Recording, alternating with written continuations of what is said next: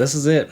I'm closing the Atmos studio. But more importantly, I want to share some of the mistakes that I have made over the past few years. And maybe you guys can learn something from it. I've had this high quality Dolby Atmos music studio for almost 2 years now, and I've decided that it's probably best to close it up for a little while. The reasons behind it have nothing to do with the demand of the format itself, and more related to the risk and circumstances that I have taken throughout the past few months. First thing I want to mention about running a studio is that having goals matters more than anything. My goal for this Atmos studio was to produce and mix in the immersive format, especially with it being so new and exciting. And I'm thankful that I have a job that pays well enough for me to invest into something like this. This is super cool and all, but my goal of having and owning a studio means absolutely nothing without anything to show for. I had goals to work with others and to show people that they can trust me with their music in the immersive format. But I spent way too much time learning about the format that my goal of building a portfolio for mixing never actually came to life. I literally went on Instagram messaging people and offering them to get their music put out in spatial audio.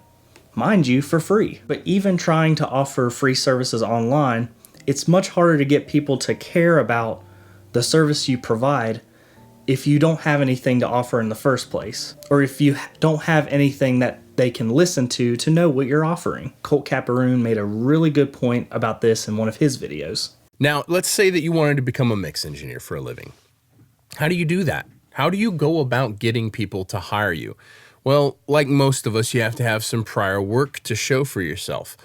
And then pretty much the only way to have prior work is to have produced and recorded a song yourself that you then can mix, that you then can show people what you're capable of. Maybe you got to record a band for free. Maybe you got to record your band. Maybe you've got to write the song so you can produce it and record it and mix it and master it. Maybe you got to do that 30 times in a row so you have enough work to show for yourself in order to get somebody to hire you. And even though I've been producing and writing music even before having the Atmos studio, I never gave myself anything to add into my portfolio to show for my experience. Which leads me to my second lesson, cutting out distractions for your goals.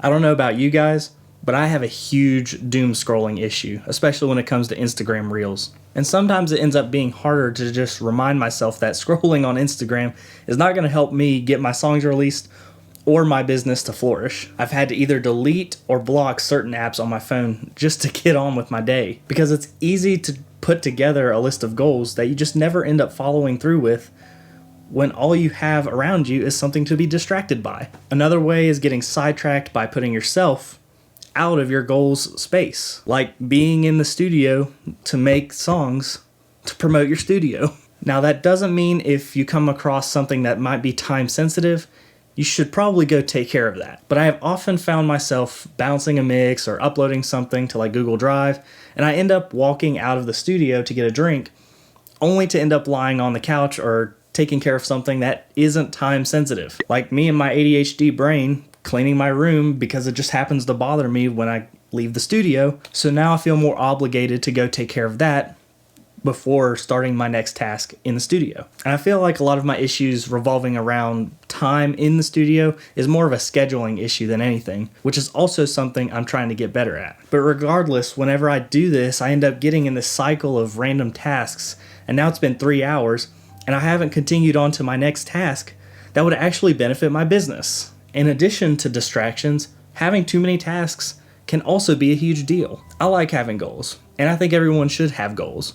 But sometimes having too many goals at one time can cause more harm than good. This book right here is probably one of the best books that go along with what I'm talking about. There's also this YouTube book that I read recently, and it talked about a very similar instance, especially when creating a YouTube channel, or running a YouTube channel, I should say. It's that the amount of tasks that it takes you to do something, if it feels overwhelming, you should probably dial it down a little bit. And the amount of decisions we make in a day are sometimes way too much, and sometimes we just need to dial it back a little bit. It wasn't until I wrote down all of the decisions and goals that I was doing throughout my day, I never realized how many decisions I was making that had spread over a course of weeks that could have just all been done in a single day to keep my focus oriented the right way towards my goals. If you line out your goals, and find it hard to complete all of them in a day, dial it back a notch. Just move them to a later date. Learning how to prioritize what is important will help a lot with this.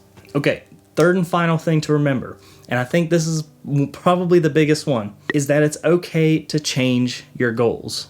Just like moving your objectives and tasks to a different date because they couldn't be fulfilled in one time, sometimes the goals just happen to change as we continue to learn more about who we are and what we want. Back in 2020, I wanted to develop a brand as an artist. I had the idea that if I could get 1,000 true fans and selling $100 per fan, I would be set making $100,000 a year. Some of my interests changed over the years, and by 2022, I was learning more about sync licensing, which eventually meant that I was going to be investing a lot of time making music for businesses and earning royalties through that. And honestly, I really wasn't that happy about it. Moving all the way to 2024, I am now invested into my Dolby Atmos music studio and becoming a music production educator. But now on top of that, I also have a fiance and plan on settling down for a while once she gets out of college. And I'm moving back to my parents temporarily until I can find a more suitable living situation that would work out better for my needs, which, by the way, I'm so blessed to have them in my life. And the list goes on. And mind you, all of the stuff that I just mentioned has only happened over the course of 4 years. Who knows what could happen from here on out? And even though goals change over time, I think the biggest takeaway that I think you should take away from this video is that all of these ideas of pursuing your goals will just create a big circle, and that's fine. But it's not fine to give up on your goals. Because once you give up, you break the circle of evolving to the person you want to be. Create your goals, stay focused on your goals, and change your goals if your current ones aren't working out for you. And you just repeat the cycle. Create the goals, stay away from distractions, change them. And then you see the circle I'm giving you now? I hope all of this information helps you guys out. Okay, now that we have the people that stuck around to the end of the video, or for anyone that skipped to the end of the video, it's giveaway time. We have a Focusrite 2i2 audio interface, along with a pair of Audio-Technica M20X headphones, and this Fifine Tank 3 podcast microphone. Now I know what you're thinking, why would I need a podcast microphone? Well, the versatility of this mic specifically, not only having an XLR output, but also a USB and 3.5mm headphone output, the possibilities are limitlessly endless. Because if you're like me and you like using aggregate devices on the go with stuff like this, you can plug in your USB mic, your USB interface into your computer, not only have your mic input going to your computer, but also the headphone output, which is direct monitoring, I might add, which is awesome. You also have additional direct monitoring and 2 extra inputs on your Focusrite now, meaning you have a total of a single mic and 2 inputs ready to be monitored with 2 different headphone outputs, all of which you can fit inside of a backpack. And all of these things are going to give you the ability to record high quality audio, whether you're doing music production,